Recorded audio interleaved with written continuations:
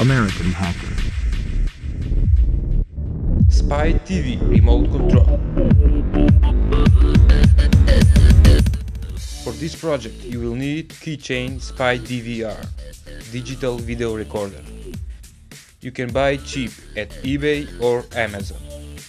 This device can record up to 1 hour.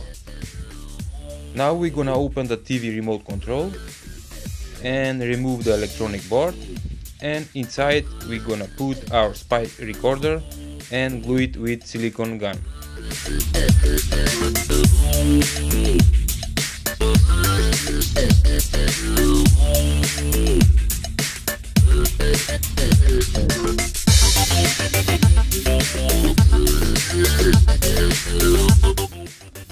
I have made 3 holes. One is for LED indicator and other 2 are for power button and record button.